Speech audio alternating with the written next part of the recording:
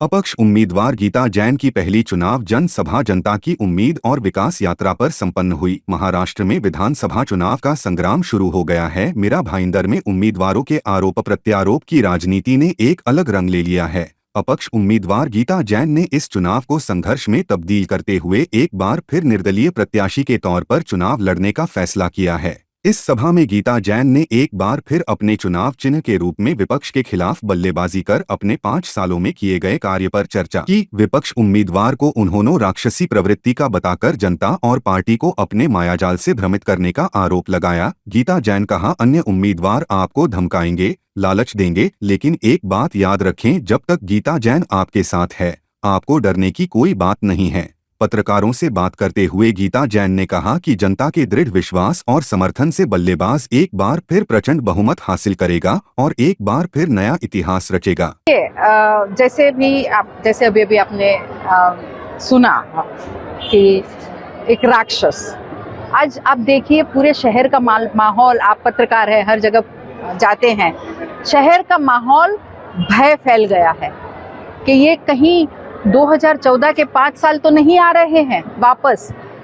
उसने ये भय फैला दिया है, बटोगे कटोगे। तो एक राक्षस ने अपना माया जाल फैला के रखा है और हम उसी माया जाल को तोड़ने आए हैं, लोगों को ये बताने आए हैं, अरे भाई ये परिस्थिति तो 2019 में भी थी और न हम बटे न हम कटे। पर ये राक्षस इसलिए इस तरह से भय फैला रहे हैं क्योंकि मैं जो कहती हूँ कि अगर बटोगे तो लूटोगे, मत जाइए उसकी तरफ, क्योंकि वो कीचड़ ही कीचड़ है।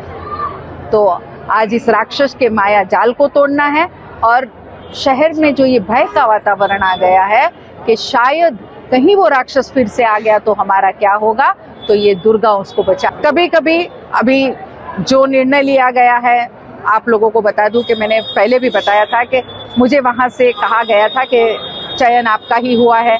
यहाँ आते आते आप देखिए कि मीरा भाईंदर की टिकट को लास्ट में दिया गया, सिर्फ 3 घंटे पहले दिया गया। तो इसके पीछे क्या साजिश थी वो बताइए। खैर, हम उसमें नहीं जाके आज जो परिस्थिति है वो स्वीकार करते हैं और जो भी निर्णय हुआ, मैं समझती हूँ कि भगवान ने कुछ अच्छे के लिए निर्णय किया होगा और हम उस निर्णय के साथ। उन्होंने अपने सबसे पहले तो पुलिस की थकबाकी छुपाई है कि उनको वहाँ 83 लाख पे करना है। दूसरा, उन्होंने ये छुपाया है कि उनके ऊपर जो FIR है उन्होंने सिर्फ 18 बताई है और जबकि 23 FIR पूरी की पूरी सबूत के साथ हमारे हैं। और प्रशासन का खौफ देखिए, उनका दबाव देखिए कि ये पॉइंट आउट करने के बावजूद भी उनके फॉर्म कैंसल नहीं हो रहे हैं। तो ये लोकशाही नहीं है, ये दबावशाही है जिसके लिए हम लड़ रहे हैं और मैं आशा करती हूँ कि लड़के हमारी जीत हो और ये जो दबावशाही है वो कहीं ना, लड़ाई कीचड़ से है, कमल से नहीं। एक व्यक्ति विशेष से है जिसने इस पार्टी के नाम पे यहाँ सिर्फ और सिर्फ अत्याचार और भ्रष्टाचार फैलाया है।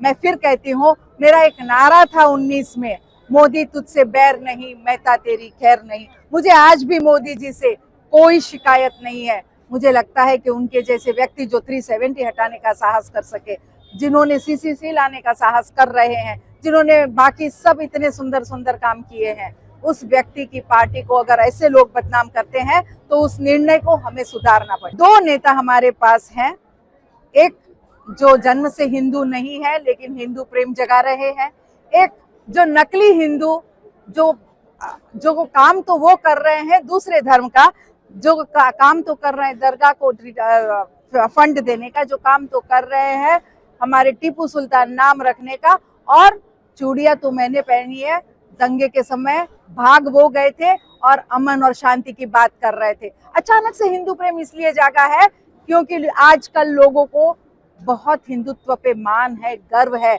तो उनको लगा अगर हम हमारा हिंदुत्व दिखाएंगे तो शायद हम हमारी जनता को भ्रमित कर पाएंगे। लेकिन जनता मूर्ख नहीं है, उन्हें बराबर पता है कि कौन सही हिंदू है। वो जो हर बार लव जिहाद के केस में वहाँ पुलिस स्टेशन जाके खड़ा रहता है, वो जो लव जिहाद के हर केस में FIR को तब्दील कराता है, वो जो गौमांस पकड़ने के समय भी हम लोगों के साथ खड़े हैं, वो जो धारावी जैसे मंदिर के लिए 5 करोड़ 75 लाख लाता है, न किसी दरगाह के लिए। तो जनता बहुत समझदार है।